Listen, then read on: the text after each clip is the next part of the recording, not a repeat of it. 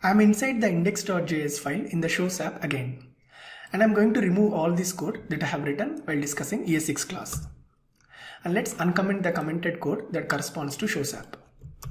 Save it, make sure the build server is running fine. Okay, and let's head back to browser to confirm our shows app is properly working. Let's click on the next show button. It's showing the next show. Okay, everything is fine. Let's head back to editor. Now, in this section, we are going to refactor our shows app to support the preferred way of creating class components. That is by using ES6 class rather than create React class package or React.create class. Inside show.js, let's look at title component. Create class gets props as input which are passed to it by React behind the scenes. And it has render method that returns React elements using JSX that will eventually get rendered to web page. Right now, title component doesn't have any state associated with it. But title component is capable of handling state if it wants to. Okay, we have already seen that ES6 class can contain properties and methods inside it. And it can also inherit properties and methods from other classes as well. So let's start refactoring title component to ES6 class component. And then we will talk about some of the differences as we keep refactoring the whole application. Okay, we are going to start defining a new ES6 JavaScript class with class name as title like this. Okay. We need to make title class inherit from some other class to extend the behavior of it to support components in React. So to help us in doing that, React provides us a superclass or function constructor by name component, which provides us with all the things we require in a component. If you see here, we have methods like setState available in this inside our argument object to create class, which we used earlier to set state and trigger re-render of our show component. When we use React.create class or create React class package, React does all the boilerplate work required to use a component, like making methods like setState available to component, setting props, providing an interface method to initialize our state through getInitialState, etc. And when we use ES6 class, we need to make these methods available to our ES6 title class as well to make it a React component. We do that by extending title class with React.component like this. Class title extends React.component. By doing this, it will enhance the capability of title class and make it as a React component. You can think of it as if we are creating a new class title and giving it access to all the functionality that React.component class has. In other words, it gives our title a bunch of functionality like setState, etc. from React.component superclass. Okay. As usual, every React component needs to have one method, and that method is called as render method, which returns some JSX that ends up being rendered on the web page. So let's define a render method inside of our title component and return some JSX from it. Remember, we shouldn't use function keyword while defining methods inside ES6 class. Okay, I'm gonna return the same JSX that I used to return in my previous title component. So I'm gonna copy it and I'm gonna paste it here. Okay, let's remove the previous title component as we have replicated its behavior using ES6 class. Okay, let's save it and head over to the browser to make sure that everything is working fine. Alright, our app is running fine. Now, you might be wondering at this point that how did we get this .props in our title component? When we use create class to create the class component, it makes props available to the component by adding props to component instance or this. Similarly, when we use ES6 class syntax, props are passed to the component through a special method called constructor, which we didn't define in our title class. But if we remember our earlier discussion on ES6 classes, if we don't define a constructor method, there is an implicit constructor set up by the JavaScript engine that automatically passes all the arguments to it along with the call to superclass constructor with the passed in arguments. Okay, let's try to understand what exactly implicit constructor is doing for us by writing our own constructor method. I'm gonna add a constructor method which receives props as its argument. Constructor takes few more arguments that we won't discuss right now because it's not of any use here, but we will definitely discuss it as we progress through the course. Notice that there is no comma or semicolon in between the methods of our ES6 class syntax. Okay, since title is a subclass and we are defining the constructor on our own, we need to definitely call super to set up the execution context this inside our subclass. So I'm gonna call super like this with empty arguments. Next thing we need to do is to make sure props is available to our this object, and we can do it by simply saying this.props equal to props. Okay, let's save and head over to the browser. We don't get to see any error here and our title gets rendered to the web page. Fine. Also, our app is working fine. Okay.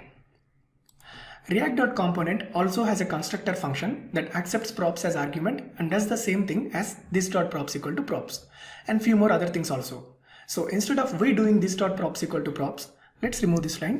We can just pass the props object to supercall like this. In this way, we are asking React.component class to handle props for us. Okay, let's save it and head back to the browser. And we can see again everything is working fine. Okay.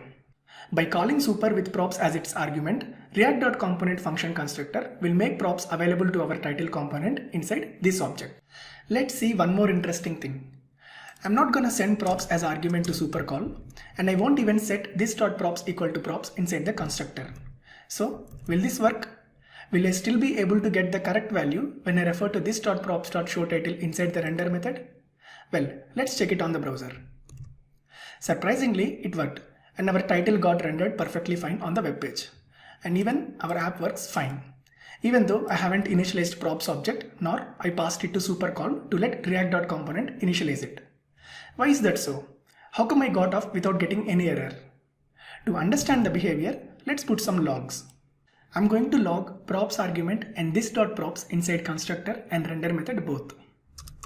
Let's log props object first. And now log this.props inside constructor. This.props equal to this.props. Okay, let's copy this line and paste it inside render method and change constructor to render. Okay, let's save it. Now, what do you think the output of these logs going to be? Well, let's head over to the browser, open up the console to see what results we got. Let's expand these objects. That's interesting. Props is an object that has key, show title and properly initialized. But this.props inside constructor is undefined. But it is set correctly inside render method. Is that the output you expected? Let's talk about it. At least our first and second logs are as per behavior. That is, we sent a valid props argument show title to title component from show component. And here inside its constructor, we collected it in props. So it displayed the same string that we passed from outside. And also we haven't initialized this.props either by ourselves manually or by passing it to supercall. So it's valid that inside constructor it is undefined.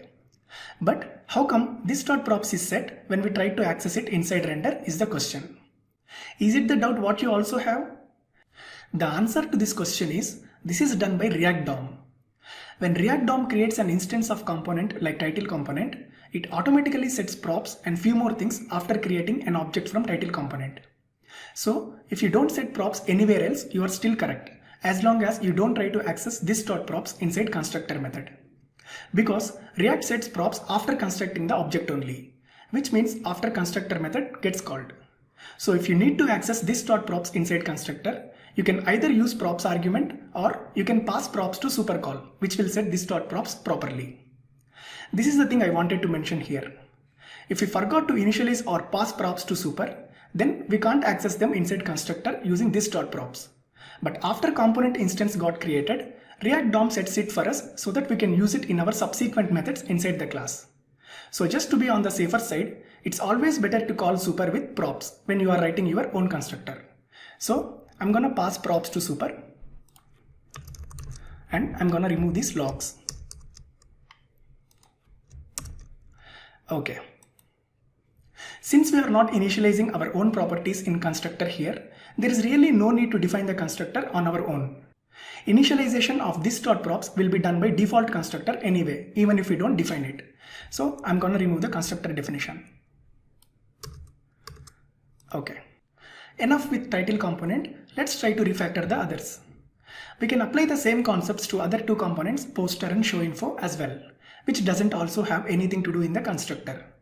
So we can skip the step of implementing constructor method, and it is sufficient to add extends react.component following their class names.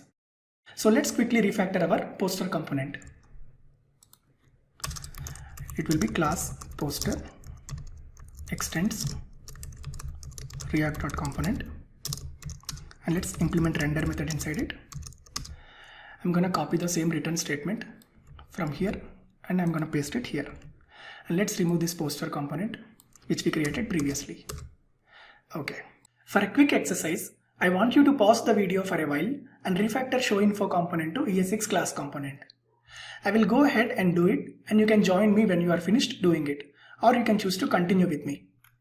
So it will be class showInfo extends react.component.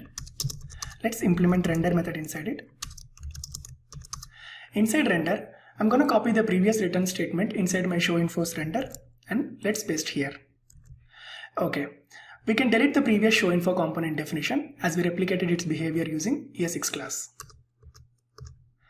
Okay, let's save the file and check the output on browser. Alright, there are no errors and our app is working fine. Okay, in the next section, let's try to refactor the show component as well. Alright, let's carry on.